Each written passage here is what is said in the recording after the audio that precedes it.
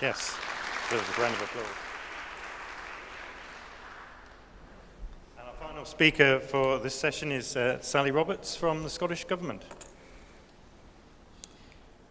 Now, bear with me while I find the right presentation.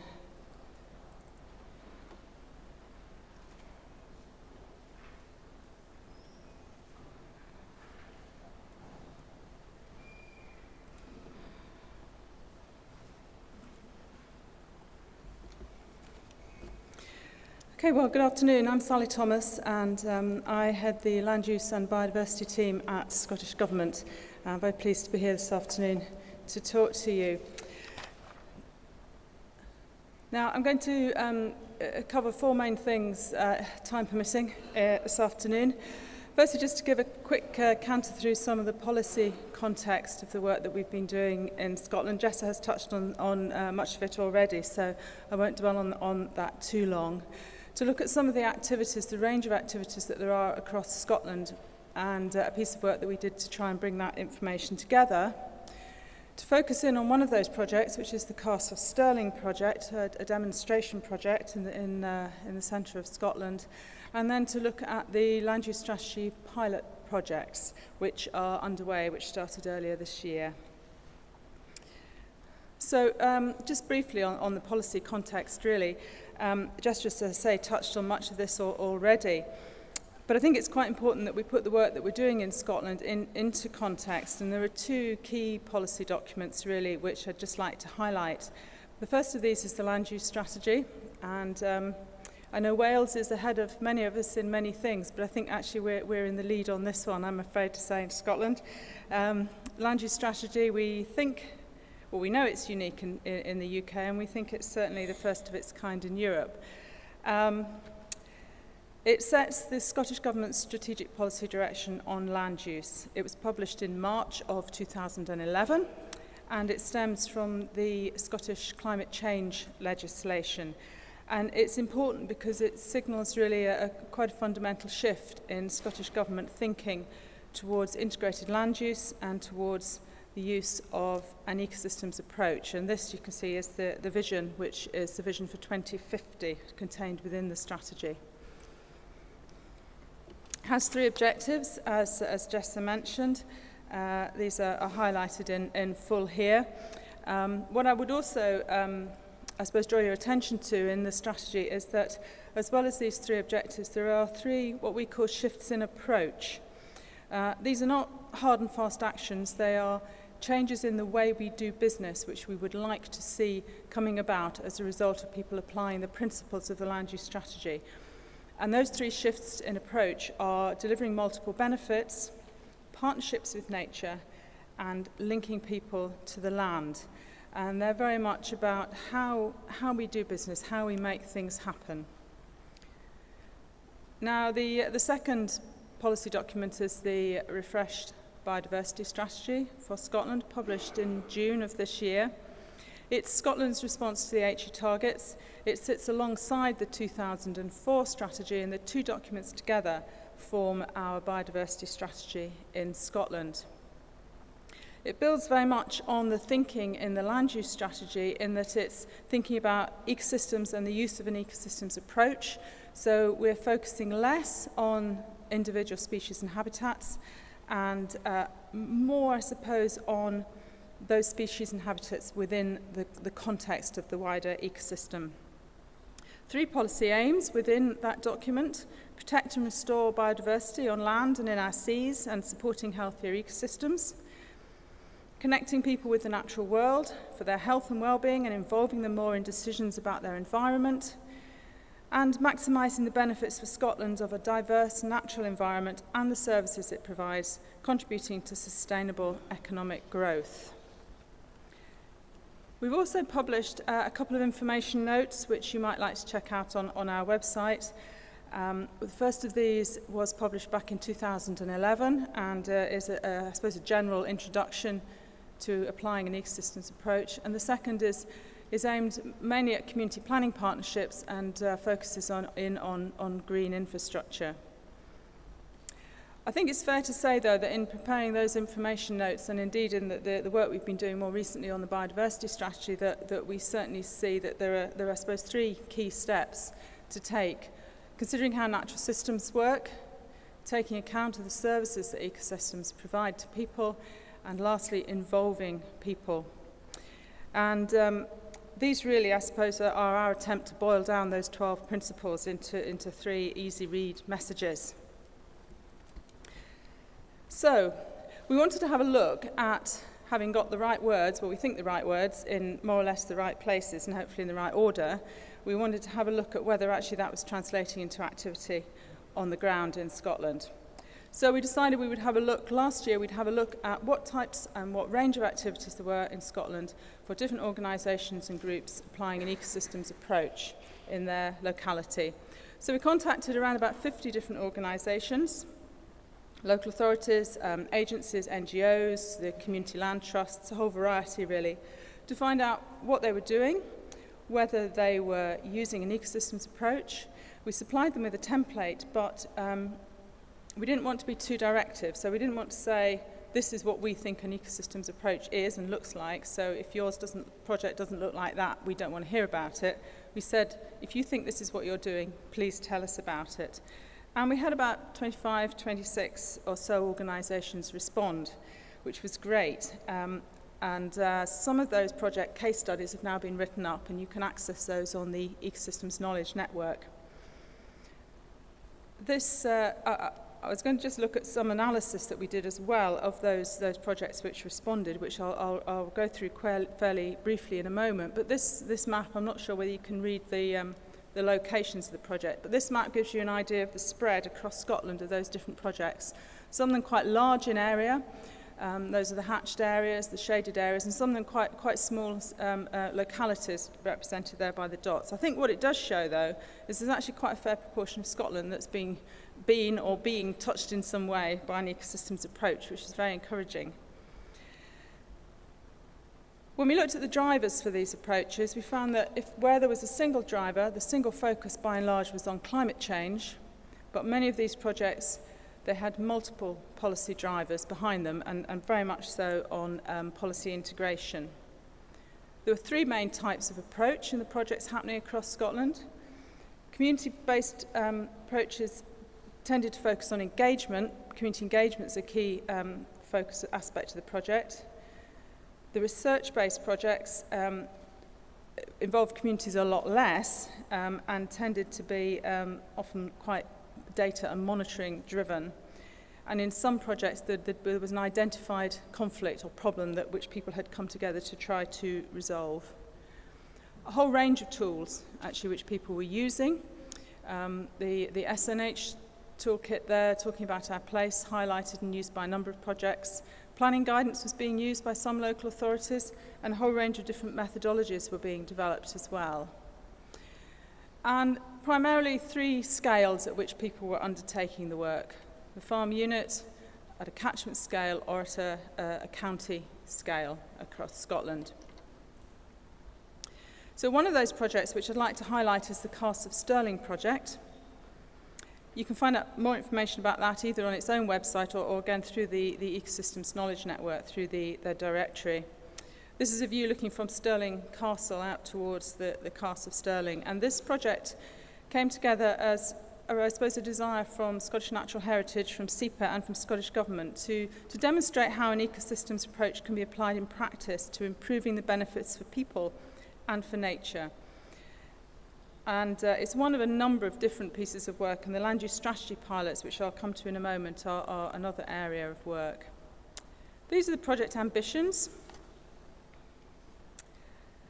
It was very much a project about people, about their preferences, and about how we use the information that local communities have to assist us in driving the policy directions which we in government are hoping we can take forward. I would say that the project was agency initiated, in that the impetus came from agencies within Scotland. They wanted to produce something tangible and useful for the community. It was consultant facilitated and led. Land use consultants were engaged to undertake the project, and a number of reasons for that, but I think it's good to recognise that an agency-led project is not always going to be the best way forward, and that was recognised in this instance. So this was a contractor-led project, or facilitated, and it was stakeholder-led. And the way that was done was to bring together a stakeholder panel of around about 30 individuals from both within the area and those from out with the area who used the Castle of Stirling quite heavily, and to bring those together in a facilitated process to go through a number of key steps in the project. This slide just shows you the main kind of panel meetings that were held and the sorts of issues which were discussed and identified throughout the project. There were a number of lessons learned from that project, which I'll run through very briefly. Four lessons, really. Firstly, that the engagement and involvement of stakeholders is absolutely key, and it's about empowering people in those local communities to come forward and make decisions about their own local area. And that while agencies may have a specific remit, they need to be able to take a step back and let local people engage. Second lesson was around benefits. Who benefits and who is this project for? And in the Castle of Stirling case, it was very much a project led by and for the local people. Thirdly, I suppose this is about giving stakeholders credit, because people very clearly do understand the need to make the most of the natural assets of the area. In this case, many of the individuals were farmers. They do understand trade-offs. They find technical information often difficult to interpret, but that doesn't mean that they don't understand what we're trying to do. And I think the overriding lesson is to keep it simple. The net result was a vision statement and an action plan for the Castle of Stirling. The vision statement and the action plan were brought together by the consultants who were working on the project. The stakeholder group is now going forward with some support, and there's some funding and support for a further year to enable them to take forward the actions in the action plan, and it's hoped that it will then become a self-sustaining project. Now, I'd like to go back to the land use strategy and just to tell you briefly about the land use strategy pilot projects. This is an outcome-focused approach. It's around delivering practicing what we preach, I suppose, in the land use strategy in Scotland. We've asked 2 local authorities within Scotland to take forward a project to do this, to test and evaluate the practicality of preparing regional land use frameworks. We've asked them to prepare frameworks for their locality, which will cover the full range of different land uses within their area, which will have regard to the principles of the land use strategy, which will be at sufficiently detailed scale that decisions can be made about individual portions of land. So that means that decisions can be informed by this regional framework for funding for rural development programme monies, for grant applications and so forth. We've asked them to look at the opportunities and the constraints within that area, and crucially we've asked them to do this by using an ecosystems approach. So this is the aim of the 2 pilot projects, and I suppose a couple of key points really is that we've asked the local authorities to cover the whole geographic area, but we recognise that that's probably going to be quite a difficult thing to do, and that they may wish to drill down, I suppose, and look at maybe case studies or target focus areas within the wider area for their authority. I think it's perhaps worth just saying why we've chosen local authorities. We felt it was very important that we had an organisation in the lead for the pilot projects which has a democratic mandate within the area. Some, indeed probably many, of the land uses which will be dealt with through these frameworks are not ones that you would normally associate with a local authority having a decision-making power over. but we were very keen to tie this work into the other policy agendas that local authorities have. So planning, for example, health and well-being, education, and flood management were perhaps four of the very important ones. So we were very keen that not only should they be led by the local authorities, but they would have a very strong cross-authority engagement and a strong stakeholder involvement as well. And their objective there is to provide a framework to support decisions about land use change. So this isn't just about land management, it's actually about land use change, and to facilitate those decisions, so decisions about grants and incentives. And what we're asking them to try to do, and as these are pilots, we honestly don't know whether this is going to be successful or not, but we're hoping that they can produce a framework which will be dynamic. We're not looking for a master planning approach, we're looking for something which can be continually updated and can be interrogated and can be used on an ongoing basis going forward. So the two authorities that have agreed to participate are Aberdeenshire and the Scottish Borders. I'm not sure if you can see the red dots there on the map, both on Aberdeenshire up on the east coast there, and Scottish Borders, as you'd expect, on the border with England. So if we zoom in a bit, here's Aberdeenshire, and you can see the area of the council wrapping around Aberdeen City. Aberdeenshire is a very diverse area. It has a lot of coastal land, as you can see. It has a number of small towns and a very close proximity to Aberdeen.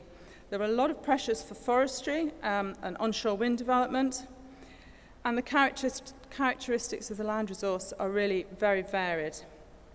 A couple of examples here. We've got here you can see one of the distilleries, I think that is. The area includes part of Cairngorm National Park, and you can see forestry there, and a lot of upland, of course, in the western side of Aberdeenshire. Scottish Borders, very large area, predominantly a rural area. Again, a number of recognised pressures in the area, particularly around forestry and onshore wind development again. Has very strong local communities. It has a number of communities with a really dreadful history of flooding. The council has taken a very proactive approach, I think, certainly in the biodiversity field. They've been pioneering work on biodiversity offsetting. And crucially in this area, there is a long-standing and very effective partnership known as the Tweed Forum, who work throughout the whole of the Tweed catchment, which is almost the same as the area of Scottish Borders Council. And the council here have elected to work in partnership with Tweed Forum on the pilot project. 3 key stages to the project work: a baseline mapping stage, a policy mapping, and a resource or asset mapping, both of these to be a GIS-based mapping as far as possible. An identification of constraints and opportunities, really looking where the natural resources in the area can perhaps help to better deliver the policy objectives for the local authority and for their partners. And then finally, a production of a framework, we hope. And these are the timescales. So you can see we're still in stage 1, to be, you know, we're still at those early stages where the mapping work is still underway. The 2 authorities are at slightly different stages. Scottish Borders is a little bit more advanced. Aberdeenshire are going to be working with the James Hutton Institute on the mapping work. Scottish Borders Council have elected to employ Environment Systems, who are based here in Wales, to work on the baseline mapping with them. And in fact, Katie Medcalf, who's leading that work at the conference today. So any technical aspects of mapping, please don't ask me, ask Katie, because she's here.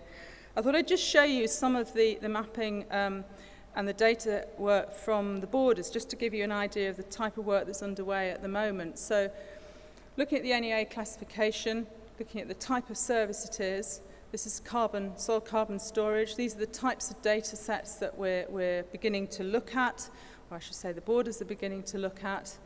And then these are beginning to be translated into a GIS mapping. What we're trying to do at this stage is very much look at the stock, look at what the assets are within an area. Provisioning services, recreation, non-motorised access. You can see the long list of data sets there on the right-hand side. Data is a big issue, actually, both the availability of it, the cost of it, the fact that some organisations won't let you have it, and when you do get it, it may not be compatible with other data that you already have. So data is a big issue around all of this. This is the type of map on the types of maps coming out on the recreation side. Perhaps a more difficult service to map, perhaps one that we maybe would shy away from. Again, different types of data sets here used. Sporting and tourism. The borders is an area where sporting interests are really important, both the shooting and the fishing, particularly the River Tweed. I don't think anybody won't have heard of the Tweed as an area for salmon fishing, really important for the area. And then this is an example of another of the maps. This is current timber provision. So we've just about, I think, in the borders got to the point where we've got a good set of baseline maps, going to start to begin to layer those together, to see how this kind of sieving begins to in putting all that information together, where the constraints are, where the opportunities are. And it's not a static process. As new data becomes available, there's always the opportunity to add in and to rerun the model and refine those maps. Before I finish, I wanted to just kind of run through three other things that thread right the way through the land use strategy pilot projects. The first of these is stakeholder engagement, absolutely critical to the ultimate success of the pilots. It will run throughout the whole of the process from beginning to end. There will be a formal consultation period on the pilots. Both of the pilot authorities will run those themselves, but we are aiming for what I would call a no surprises consultation. We really want to take stakeholders with us, and we've made this clear to the pilot authorities that we would expect them to work very, very closely with their stakeholders from day one to the final production of the framework. In the borders, the Tweed Forum are going to be leading the stakeholder engagement work. They're a long-standing and a trusted partnership in the area, and they've got very extensive experience of working on the ground with stakeholders in that area. In Aberdeenshire, I think they will be doing more of the engagement in-house. Strategic environmental assessment is a requirement, and we've recommended, and we're working with both the pilot authorities, that the SEA should be undertaken in tandem with the preparation of the framework. So it becomes an iterative process. We're certainly not looking for the SEA to be done at the end of the process, and certainly our experience within government is that you get a much better product, both for the framework and the policy document and for the SEA if you work in an iterative way. And finally, evaluation. In fact, picking up on that comment from the previous presentation, we have a contract out for evaluation. The evaluation of the pilots will run concurrently with the work that's being undertaken in the authorities. That is primarily a process evaluation. We want to understand how the process is or is not working, what the barriers are, and how stakeholders are reacting and relating to the work that's ongoing. We also hope to evaluate the success of the pilots once they have finished, and we have a bit of cash set aside for that if nobody raids the piggy bank in the next couple of years, where hopefully we can undertake an impact evaluation towards the end or after they have finished. Now, I was hoping to deal with research, but I don't think I'm going to have time to do that, am I? No, I'm getting a shake of the head there, so I will finish there. But what I would say is there's a lot of information about the land use strategy, particularly on the Scottish Government website. Do look at the Ecosystems Knowledge Network and have a look at the Scottish section on that, because there's a real wealth of information about ecosystems approach initiatives right across Scotland with a whole range of different organisations are undertaking. So there's a lot of information about what's happening in Scotland. Thank you.